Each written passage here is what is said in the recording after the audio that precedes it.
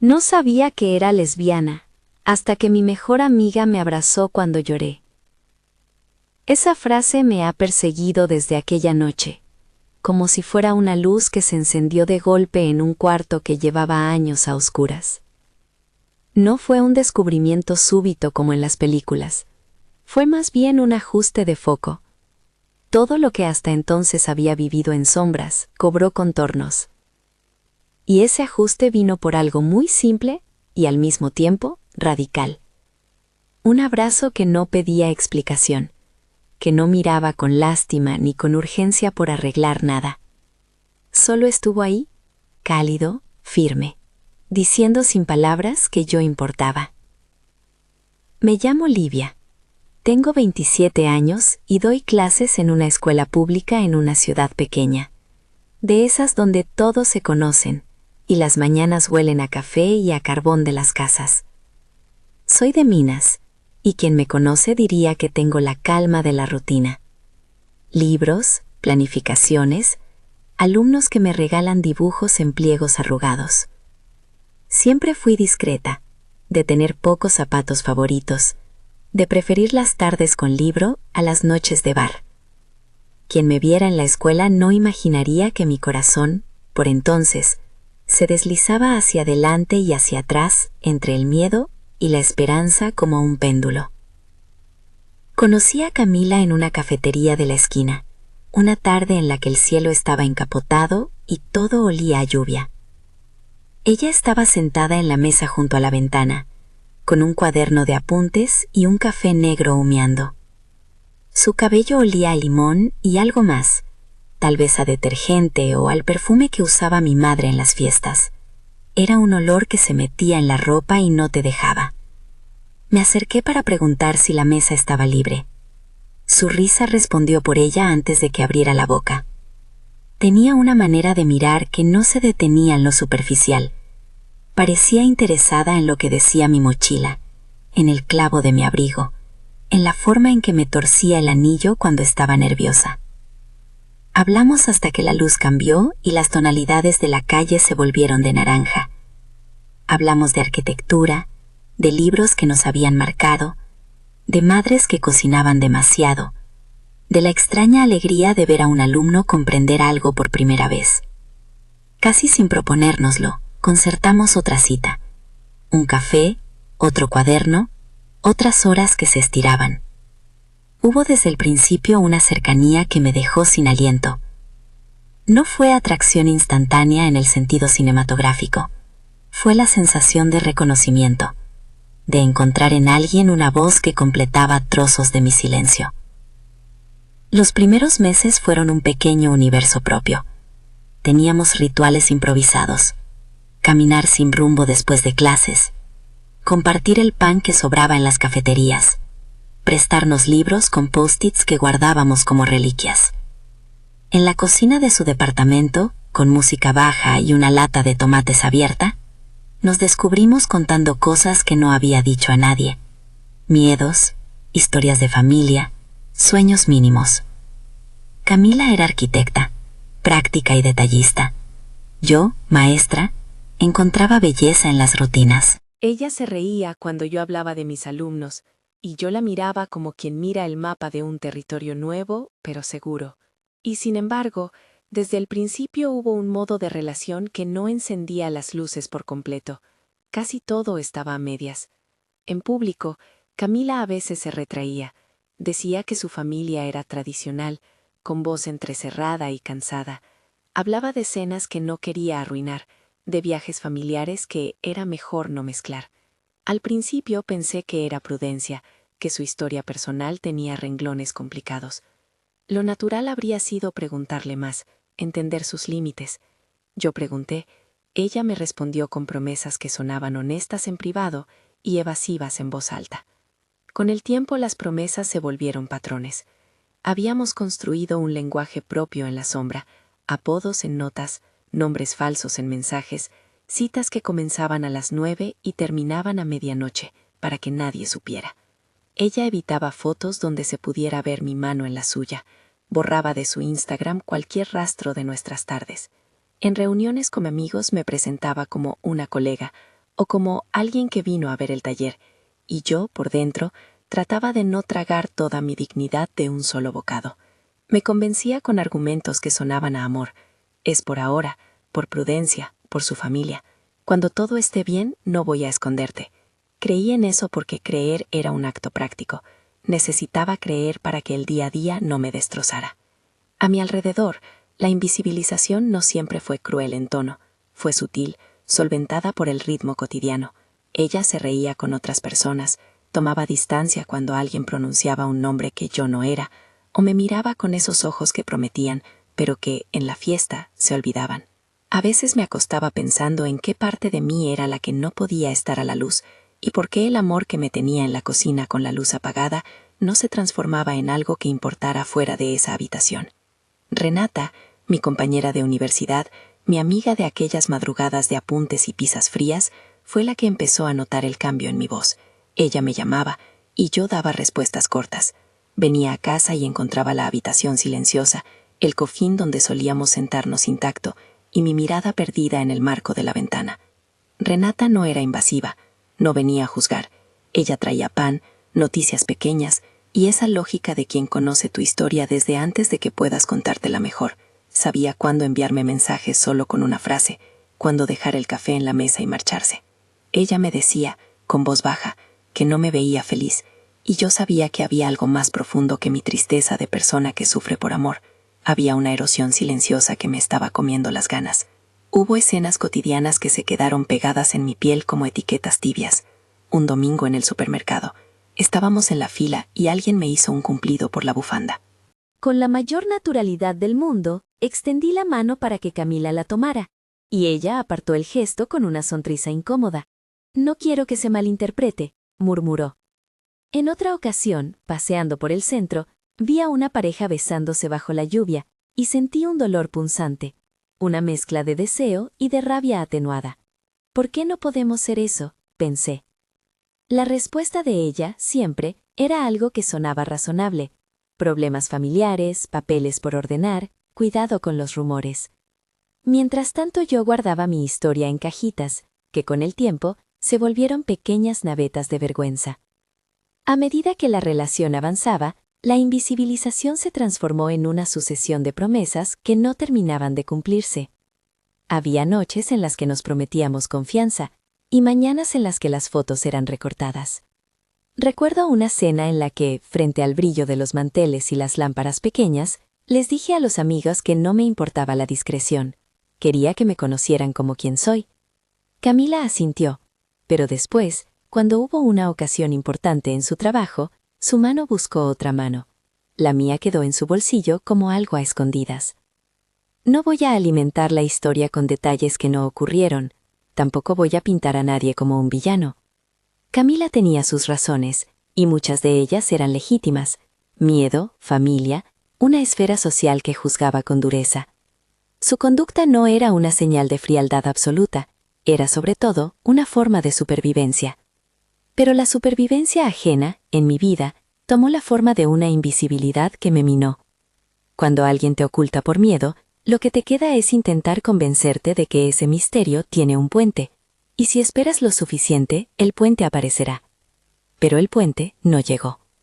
El punto que rompió algo en mí no fue un solo episodio menor, fue la acumulación, como si cada «después lo hablamos» y cada foto borrada pusiera una piedrita encima de una represa que al final cedió. Hubo un evento que, según recuerdo con la nitidez de quien se vio a sí misma desmoronándose, fue la noche en la que ya no me quedó nada que perder excepto la dignidad. Fue un convite de su trabajo, un aniversario corporativo en un salón elegante, con mesas vestidas de blanco, restaurante su bolo y un grupo que prometía ser importante para su carrera.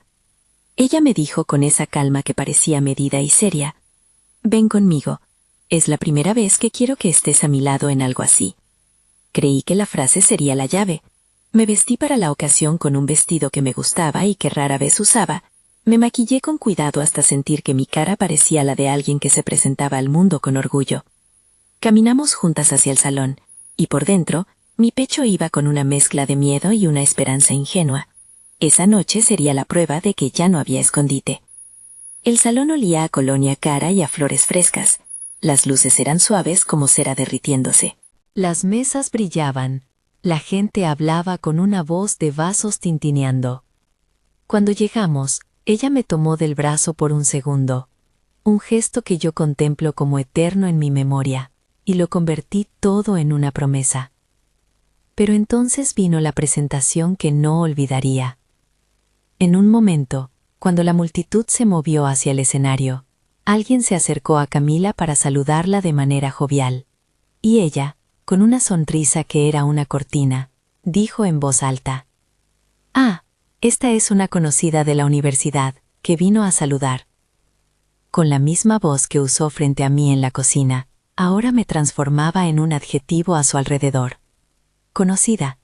No mi pareja, no compañera, no amiga especial. Conocida. La palabra cayó en mi pecho como una bandeja fría. La humillación no tuvo un solo responsable.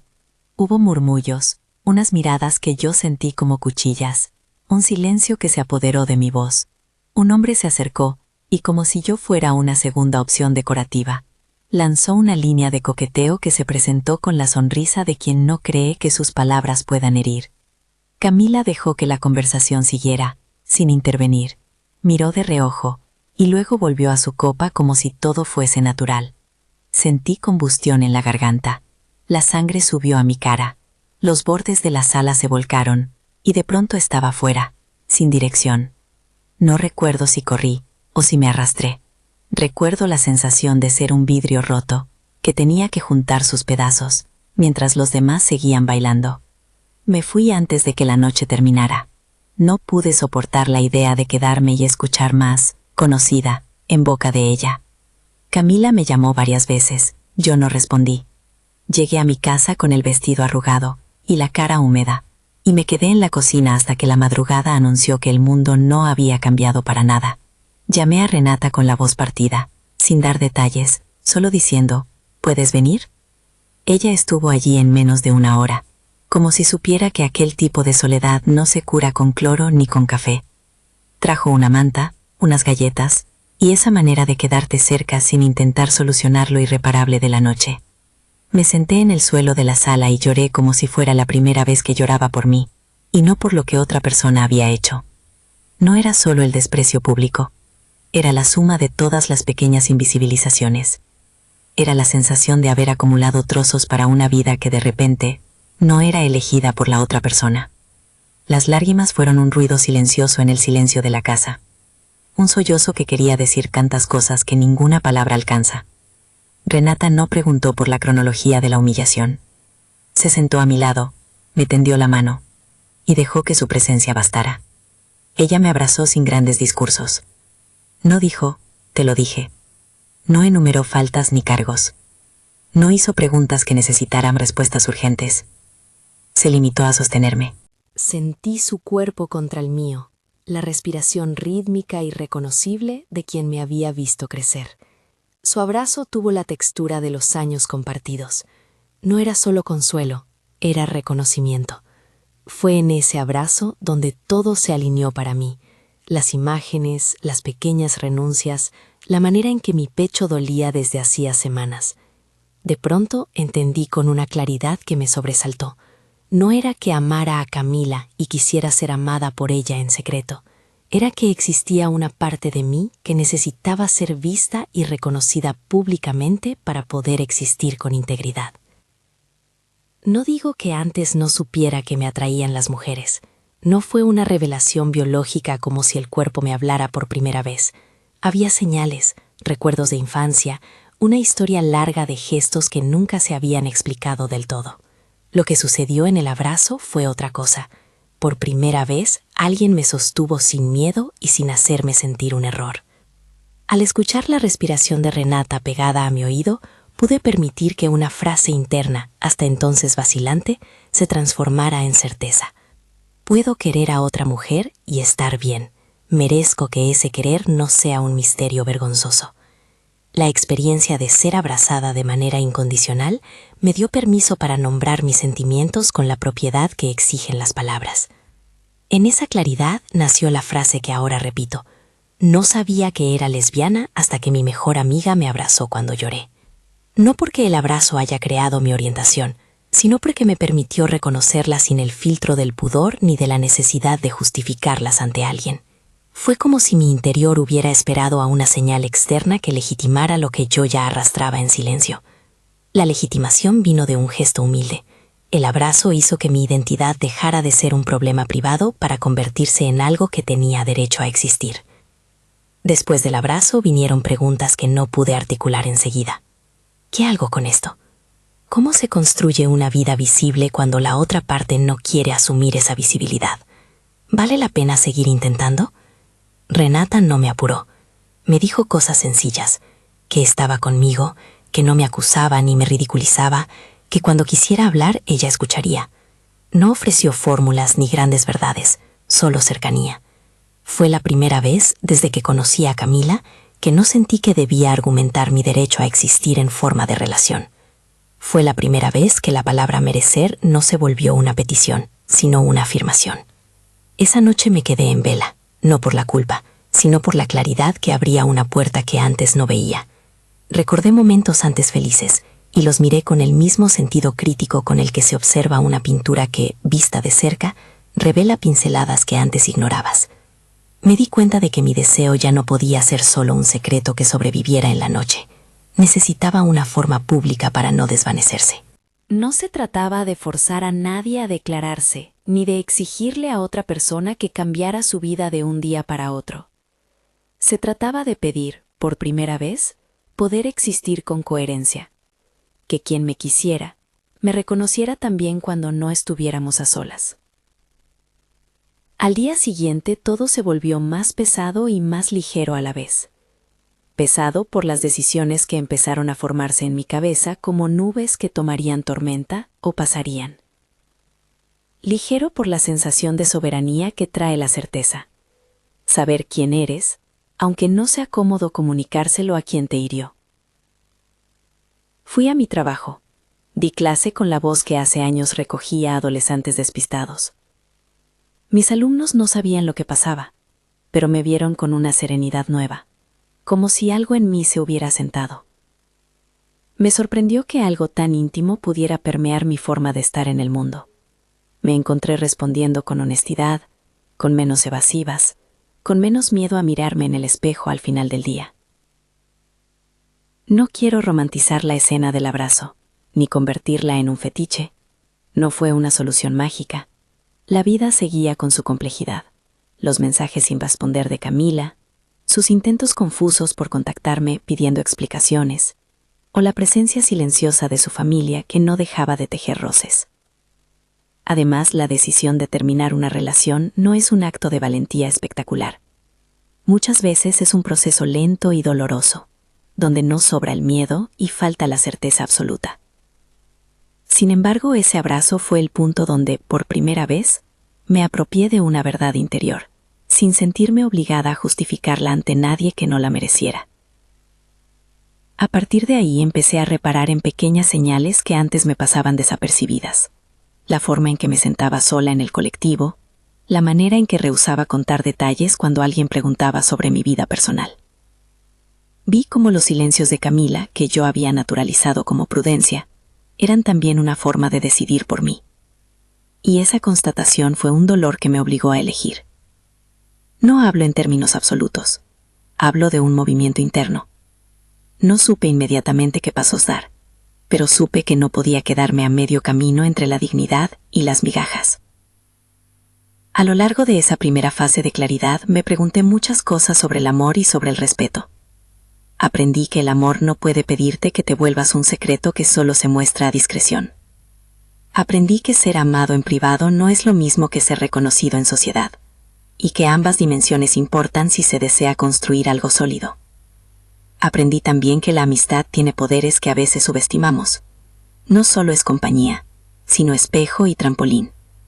Renata, con su abrazo sencillo, me ofreció el espejo sin juicio y el trampolín que me permitió alzarme. Había, no obstante, un peso adicional, el miedo a herir. Amaba a Camila, no con la mansedumbre de quien tolera todo, sino con la complejidad de quien sabe que una persona puede ser a la vez querida y equivocada. Sabía que confrontarla implicaría que ella también sufriera.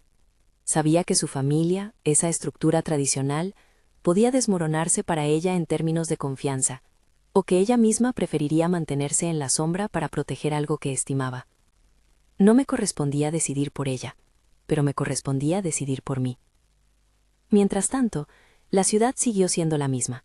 Las aulas, las calles, las vecindades con perros que ladran al atardecer. Y en ese paisaje cotidiano, yo empecé a reconstruir la idea de un futuro que me incluyera tal como era, no como encargo secreto. Empecé a buscar libros que hablaran de identidad sin dramatizarla, a escuchar relatos de personas que, como yo, habían tenido que salir de un lugar de invisibilidad para reclamar su historia.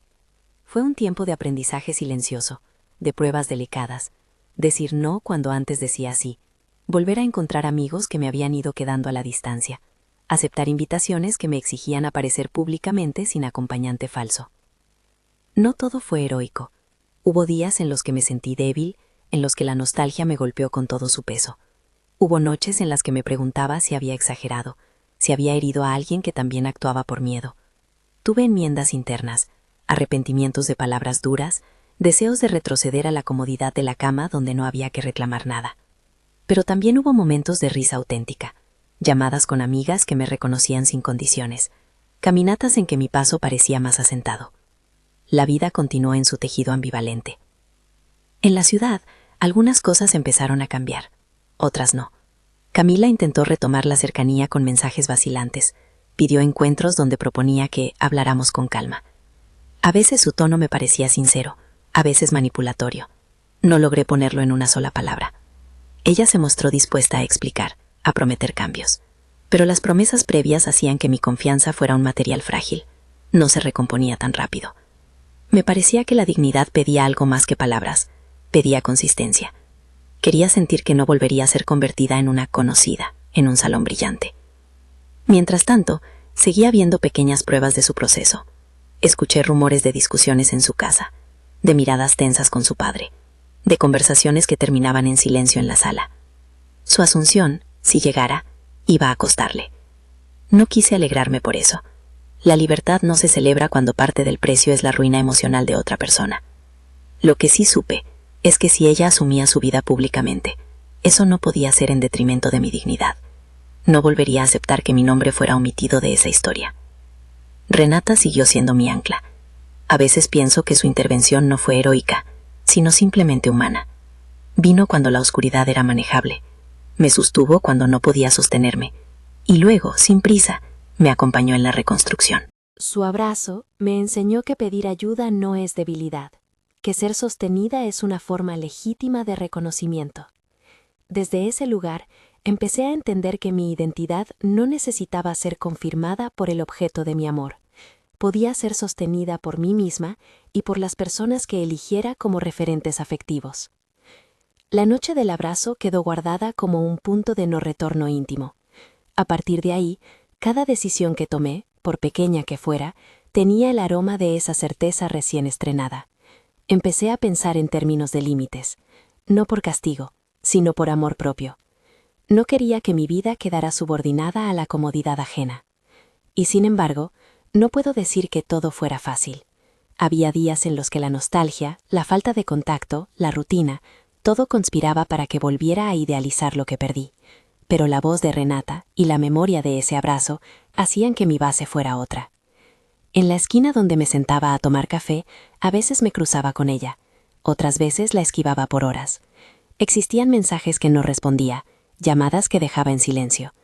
Camila, por su parte, no dejó de enviar señales intermitentes, intentos de explicación, conversaciones llenas de ambivalencia. Llegó un momento en que me senté a escribir una especie de inventario de lo que quería. Respeto, reconocimiento, coherencia entre lo privado y lo público. Lo escribí en un cuaderno viejo y lo guardé en el primer cajón de la mesa de luz, como si fuera el mapa de una ruta que apenas comenzaba. No puedo decir con seguridad cuánto tiempo pasó hasta la próxima conversación definitiva. Lo que sé es que después del abrazo, mi voz cambió su entonación. Ya no pedía permiso para existir. Y aunque la historia entre nosotras no había terminado, algo esencial en mí ya se había abierto. Una posibilidad de vivir sin ocultarme, o al menos de exigir no hacerlo. El futuro era incierto, pero la claridad del abrazo me dejaba preparada para cualquier camino. para la confrontación, para la espera, para la renuncia, para el perdón o para la reconciliación, si esta última se daba desde la verdad y no desde la conveniencia. En algún punto supe que esa noche con la manta y las galletas no iba a ser un paréntesis eterno. Empezó sin dramatismo a formarse un movimiento que me llevaría a poner palabras en la conversación con Camila. No lo hice al día siguiente, ni a la semana. Las decisiones que importan, descubrí, no suelen ser impulsivas, pero la certeza estaba plantada, y con ella una paciencia activa, la clase de paciencia que no se contenta con migajas. La historia no se cerró en aquel abrazo. De hecho, ese abrazo fue más bien un umbral. Lo que ocurrió después demandaría coraje, límites claros y, sobre todo, honestidad. Me quedé en el umbral de esa nueva identidad, sintiendo el vértigo de lo posible, queriendo no herir, pero también no desaparecer. Y fue así, en esa tensión, donde aprendí que a veces te reconoces cuando alguien te mira con la disposición de verte entero, sin pedirte que sacrifiques pedazos para que su mundo encaje mejor. Los días que siguieron a esa noche tuvieron el color de una decisión que se está pensando, ni precipitada, ni eterna. No era que no me doliera, dolía mucho, pero el dolor ya venía acompañado de otra cosa, una claridad que me obligaba a poner límites. No quería que mi vida siguiera conformándose a medias para que la de ella respirara mejor. No era un acto de crueldad, sino de supervivencia. No hablé con ella en un primer momento. Evité llamadas, leí sus mensajes a hurtadillas y los devolvía al vacío con el pulgar. Preferí escribir primero, porque en la escritura mi voz sonaba más entera y podía ordenar lo que quería decir sin que la urgencia de su arrepentimiento me arrollara. Abrí un cuaderno viejo, el mismo donde años atrás anotaba ideas para clase, y puse en 4 líneas lo que ya no soportaba: invisibilidad, promesas rotas, humillación en público. Luego escribí lo que pedía: coherencia entre lo público y lo privado, respeto que no fuera condicional, tiempo y pruebas, no discursos. Cerré el cuaderno y lo dejé sobre la mesa, como un testigo mudo de lo que empezaba a pedirle a la vida. Decidí que no sería yo quien rompiera todo en medio de gritos. Quería una conversación con voz baja, pero con verdad. Le propuse vernos en un café, el mismo donde los conocimos, por inercia tan lleno de recuerdos, y acordamos una tarde clara. Recuerdo que el cielo estaba limpio, como si alguien hubiera pasado un trapo y sacado el brillo, y yo fui caminando con el pulso un poco acelerado, sosteniendo la taza como una tabla salvavidas. Ella llegó con la habitual compostura. Había algo en su andar que hablaba de tensión. Sus manos no encontraban un lugar donde reposar. Empezamos con silencios, como tanteando un terreno que sabíamos que podía volverse áspero. «No quiero que nos lastimemos más», dijo ella primero, y en sus ojos se veía una mezcla de culpa y cansancio. «Yo tampoco», contesté, «pero no quiero seguir siendo algo que pueda ocultarse sin consecuencias». Le expliqué lo que había sentido en el salón, como la palabra «conocida» se clavó en mí como una ficha que borraba mi nombre. Le dije que entendía sus miedos, que sabía que la familia le pesaba, que la sociedad no perdona con facilidad. No la acusé con ira, le hablé con firmeza. Le conté que el abrazo de Renata me había mostrado que merecía estar en el mundo sin pedir permiso. Le hablé de dignidad y de la necesidad de que el cariño se viera cuando no estábamos a solas. Ella respiró hondo, y por primera vez desde que nos conocíamos, vi que su voz se quebraba. No por teatralidad, sino porque estaba midiendo lo que iba a perder o lo que le costaría ganar. Me habló de la familia, de un padre que no entendía, de conversaciones que temía. Habló con sinceridad sobre el miedo a perder la estabilidad que había construido como profesional. Habló con vergüenza de esa parte de su vida que había priorizado por encima de mi presencia pública. No puso excusas elegantes. Habló de temor, de desgaste, de cómo no supo manejar aquello de modo que nos respetara a las dos. Le pedí algo concreto, que dejáramos de jugar a las medias verdades. Si ella no podía o no quería asumir la exposición de estar conmigo, yo no estaba dispuesta a seguir siendo una sombra a su lado. No por egoísmo, sino porque eso exigía de mí una renuncia que empezaba a costarme la propia existencia. Le expliqué que no buscaba que cambiara de la noche a la mañana. Pedía coherencia y conexión entre lo que decía en voz baja y lo que mostraba en público. Le pedí tiempo, pruebas pequeñas, consistentes, presentarme como su pareja en una salida íntima con amigos, aceptar una foto nuestra en redes sin recortar mis manos, no permitir que otros se acercaran con impunidad cuando estábamos juntas. Ella me miró largo tiempo, hubo silencio. Luego dijo que necesitaba pensar. Pidió días para ordenar sus cosas. No la empujé. Me fui del café con una mezcla de alivio y miedo. Había hablado con la verdad, y esa verdad, aunque frágil, ya no dependía de su buena voluntad solamente. La palabra pendiente quedó en el aire, pero con otro peso. Ahora existía un acuerdo tácito sobre lo que ya no aceptaría. Los días siguientes fueron un ejercicio de paciencia que a veces se transformaba en esfuerzo. Hubo mensajes escuetos, alguna llamada en la que intentó explicarse y ofreció pequeñas promesas, como si quisiera comprar tiempo con eso. Yo me mantuve firme en la paciencia activa, respondía con claridad, no con cerramientos abruptos ni con sumisión. Fui a trabajar, di mis clases, corregí pruebas, volví a los pequeños rituales que me anclaban. La caminata por la tarde, el té que preparo cuando la noche se moja de nostalgia, las conversaciones con Renata. Ella, mi brújula, seguía cerca, sin invadir, corroborando a diario que mi decisión tenía sentido y que no estaba sola en la elección de no diluirme. A la tercera semana, Camila propuso una cena en su casa. Dijo en el mensaje que quería hablar en persona, sin prisas. Mi primer impulso fue decir que no, pero la curiosidad, mezclada con el cariño que aún sentía por ella, me empujó a aceptar. No quería que el cierre viniera solo por silencios, quería entender hasta dónde estaba dispuesta a llegar. La cena fue tensa y sincera. Hablamos de sus miedos, de su padre, de los enredos culturales. Ella habló de la presión por mantener una imagen que su entorno reconociera. Me contó cosas que no había oído antes, conversaciones que ella tuvo con su madre, cartas que quedaron en silencio en un cajón. No inventaré compasión gratuita. Había en sus relatos una parte que mostraba autoconciencia. Dijo que me quería, de forma torpe e intensa, y que temía por lo que la visibilidad podría traerle.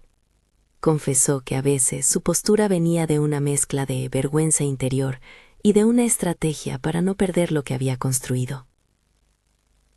Le pedí claridad. No quería promesas bañadas en miedo.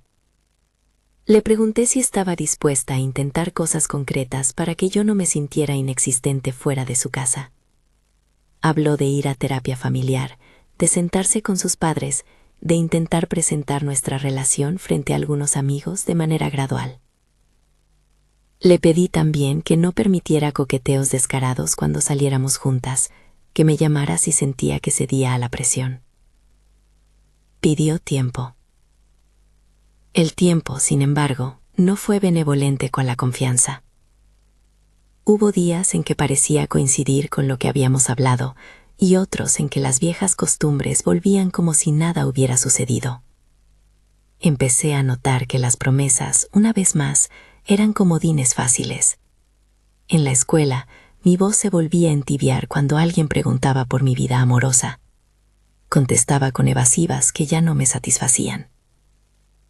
A veces, al cruzarme con ella en la avenida, su mano buscaba la mía con la familiaridad de antes, y en esos gestos breves había ternura y también la posibilidad de un retroceso.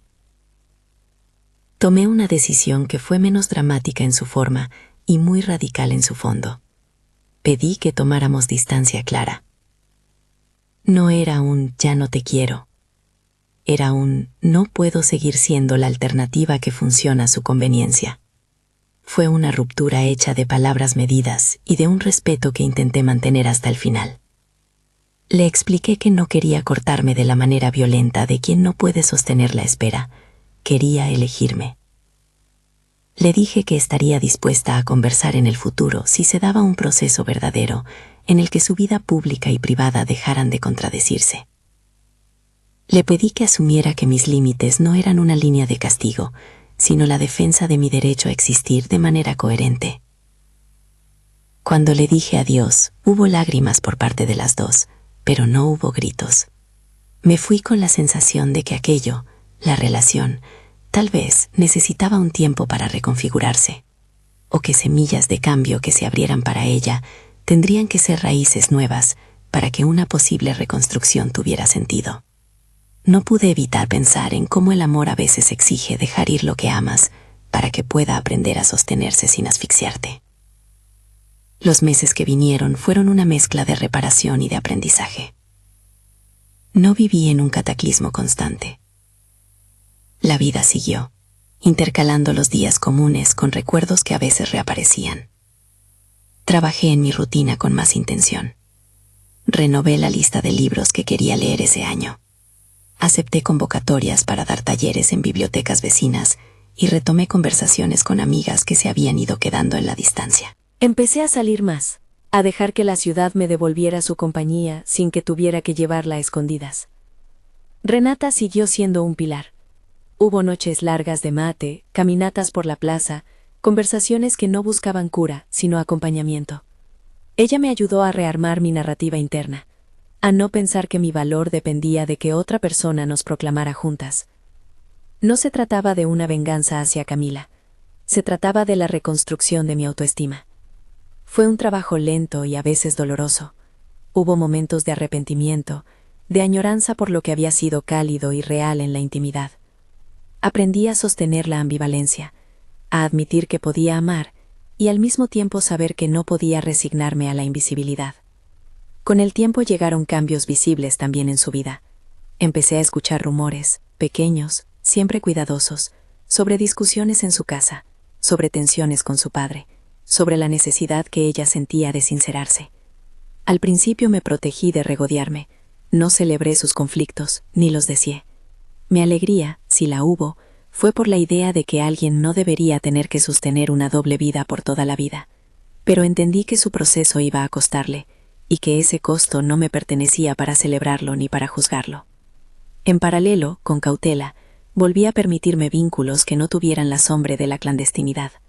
No fue un salto rápido al noviazgo, fueron encuentros, cafés, miradas que se podían sostener sin miedo. Me di cuenta de que el mundo podía reconocerme, y eso me daba un aire distinto. Había una libertad sencilla en aceptar invitaciones, sin tener que decidir si la otra persona cabía en la vida de mis amigos o en las reuniones familiares. Aprendí a conversar con honestidad sobre mi historia, a decir que había amado a alguien que no supo visibilizarme y que por eso había aprendido a exigir coherencia.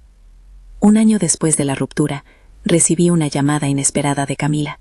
Su voz, esa vez, tenía una serenidad nueva que no reconocía del todo. Me contó que había tenido conversaciones duras con su familia, que su padre, en particular, había reaccionado mal al principio, con juicios y silencios que la hicieron replantear su vida. Me habló de terapias que había empezado, de una mudanza provisional a casa de una amiga que la alojó mientras la casa familiar estaba demasiado tensa. Me habló de la elección de asumir su identidad públicamente. No voy a describir escenas que no viví. Sé lo que ella me dijo y lo que la gente me contó después. Lo que sí vi fue que su proceso no fue un efecto mágico ni una solución sin consecuencias. Fue una deriva que le costó, y ese costo implicó pérdida de comodidad para ella, conversaciones difíciles y la necesidad de rearmar vínculos rotos en su familia. Cuando lo supe, no sentí daño ni alivio absoluto. Sentí, sobre todo, una mezcla de compasión y distancia sana. Entendí que su salida pública no me devolvía lo que había perdido y que no me obligaba a recomponer algo que había sido frágil por razones que ya conocíamos. Sin embargo, también reconocí que su valentía tenía consecuencias reales y que si ella había decidido vivir sin ocultamientos, eso era bueno, no porque me convenía, sino porque la verdad, cuando se enfrenta a la vergüenza, permite una vida más íntegra. Pasaron meses más hasta que nos vimos otra vez. Fue en un evento cultural que celebraba la diversidad, una exposición de artistas jóvenes donde la comunidad se juntó para mirar relatos que hablaban de visibilidad, de cuerpos y de memoria. La vi a la entrada, de espaldas, con una chaqueta que le quedaba grande, como si aún estuviera buscando un lugar propio en el mundo nuevo que intentaba construir. Me acerqué con el pulso moderado. No quería que la primera frase se llenara de expectativas. Busqué la naturalidad de dos personas que habían compartido algo intenso y que ahora se encontraban con la madurez del tiempo. Tuvimos una conversación pausada. Ella habló sin dramatismos de su proceso, de cómo había explicado a su familia, de cómo algunos amigos la habían perdido y otros la habían abrazado, de la incertidumbre de dejar de entrar a un espacio social cómodo. Habló también de su arrepentimiento, de lo que le había costado no haberme cuidado mejor en público. No pidió permiso para volver ni ofreció excusas grandilocuentes. Habló desde la honestidad que había conquistado con esfuerzo. Yo le expliqué cómo me había sentido después de la humillación, cómo la invisibilización me había hecho cuestionar mi lugar en el mundo. Le dije que apreciaba su nueva coherencia, pero que mi confianza era una cosa difícil de recomponer. Le conté con la serenidad que me había dado el tiempo que estaría dispuesta a retomar algún tipo de vínculo solo si éste se asentaba en transparencia, en respeto público, y en aceptar la posibilidad de que yo también me iría si volvía a la vieja dinámica. Le hablé de límites concretos, que no toleraría ser escondida, que necesitaba gestos coherentes, que habría ocasiones en las que la vería con afecto pero a distancia, hasta que las pruebas hablaran más que las palabras. Ella escuchó y asintió. No hubo promesas héroes, ni últimos actos dramáticos. Hubo reconocimiento y condiciones claras. En ese espacio comprendí algo esencial. La posibilidad de reencuentro existe cuando ambas partes pueden sostener la verdad sin recurrir a la comodidad del pasado. Si ella me amaba ahora, tendría que demostrarlo con consistencia. Si yo la amaba todavía, tendría que estar dispuesta a no invertir mi estabilidad emocional en avales inciertos. Los encuentros posteriores, si es que se pueden llamar así, fueron cuidadosos. Empezamos por encuentros en grupo. Luego, conversaciones más largas. Conversaciones que no eludían el pasado, pero tampoco lo explotaban. Ella hizo cambios visibles. Una foto nuestra en su perfil que no estaba recortada. Presentarme con mi nombre en una pequeña reunión. Defenderme en una situación en la que alguien sugirió con ligereza que nuestra relación era complicada. Esos gestos no devolvían la confianza de inmediato, pero eran señales de un movimiento genuino. Para mí, cada gesto se evaluaba por su consistencia. Un abrazo en público una vez no bastaba. Lo que importaba era que ese abrazo no fuera una excepción, sino parte de un patrón nuevo. No quiero, en esto, construir una narrativa de final feliz impecable. Las cicatrices quedaron. Hubo momentos en los que la nostalgia me asaltó y otros en los que pensé si había sido demasiado dura. Aprendí que amar a alguien que se equivoca implica a veces aceptar los matices, no perdonar sin condiciones ni ejercer la venganza, sino poner límites que cuiden tu intimidad. Y aprendí también que el perdón no es regalo sin trabajo, es una decisión que viene acompañada de vigilancia y de exigir coherencia. La vida siguió trenzando otras historias. Conocí personas que hoy son amigas importantes. Algunas parejas que pasaron por mi vida dejaron aprendizajes, no dramas. Mi trabajo siguió siendo mi refugio y mi espacio de creación. Encontrar la mirada de una alumna que alumbra algo nuevo tiene un efecto reparador en el alma. Empecé a ofrecer un taller pequeño sobre lectura y género en la biblioteca de la ciudad, no desde la militancia ruidosa, sino desde la invitación a pensar y a encontrarse. Ver a jóvenes encontrar palabras para su identidad me hacía recordar el abrazo de Renata y el modo en que una mano extendida puede transformar la órbita entera de una vida. A veces me preguntan si volvería a intentar algo con Camila si ella demostrara que cambió del todo. La respuesta no es simple. Volver implica riesgo y responsabilidad. No puedo pretender que mi dignidad sea una pieza de utilería que se coloca y se quita según la conveniencia del otro. Pero tampoco puedo negar que el cariño humano no se anula por completo. Si hubiera un reencuentro, sería con convicciones claras, con tiempos que cada una se ganara, con pruebas de coherencia que no se limitasen a declaraciones. Y sobre todo, con la certeza de que ya nunca más se aceptaría que mi nombre desapareciera en un salón elegante o en una publicación. A quienes me escuchan hoy, quiero decir algo que aprendí en este proceso. La dignidad no siempre se reclama en un acto teatral. Muchas veces se construye con decisiones pequeñas, con la firmeza de no ceder lo esencial. Hay quienes le temen a la pérdida y prefieren vivir a medias. Hay quienes, por miedo, esconden a quien aman. Eso no los vuelve monstruos automáticamente, los vuelve personas complejas, heridas y humanas. Pero esa complejidad no es excusa para que tu existencia sea una sombra. Quiero también nombrar el poder de la amistad. El abrazo de Renata no me hizo lesbiana, no creó algo que estaba ausente. Lo que hizo fue abrir una puerta de reconocimiento, una legitimación externa que me permitió aceptar conmigo misma lo que ya habitaba. No subestimemos los gestos de quienes nos sostienen. Hay abrazos que son chispas y otros que son puertas. Mi amiga no vino con soluciones, vino con presencia. Aprendí que la presencia sin juicio también es forma de valentía. Si estás en una situación similar, no voy a darte una receta infalible. No hay fórmulas que valgan para todos, pero te puedo decir, desde lo que viví, que mereces existir sin tener que pedir permiso. Mereces que tu nombre suene completo en la boca de quien te ama, no diminutivos o adjetivos que lo desdibujen. Mereces que tus límites sean respetados y que la coherencia de los otros no sea una moneda que te falte. Y mereces, también, tener un abrazo que te recuerde que tu identidad tiene lugar en el mundo. No digo que sea fácil. Hay noches en las que la memoria de lo que fue cálido y secreto llama a la nostalgia. Hay días en los que te preguntas si no fuiste demasiado exigente. Pero luego vienen las mañanas donde te levantas con la tranquilidad de quien ha recuperado un trozo de su dignidad y entiende que esa tranquilidad no tiene precio. Hoy, cuando alguien me pregunta por mi historia, la cuento sin ornamento ni victorias épicas. Digo lo que pasó, digo dónde me dolió y cuento quién estuvo conmigo. Digo que la claridad llegó en un abrazo y que la ruptura fue, en el fondo, una elección para no perderme. Digo también que hubo espacio para el perdón si se gana con actos, no con palabras bonitas, y que las segundas oportunidades, si llegan, deben construirse con transparencia. Si has llegado hasta aquí y esta historia te resonó, me gustaría que la compartieras con alguien que necesite escuchar que la dignidad no es negociable. Y si tienes una vivencia parecida, escribe en los comentarios. Leer sus experiencias y cómo se han sostenido me ha ayudado más de lo que imaginan. Si te interesa seguir escuchando estas historias, suscríbete al canal. Aquí volvemos a encontrarnos para hablar de lo que duele y de lo que cura, con honestidad y sin pretensiones. Gracias por acompañarme en esto. No sabía que era lesbiana hasta que mi mejor amiga me abrazó cuando lloré. Hoy, gracias a ese abrazo, sé que merezco ser vista, con nombre y sin recortes.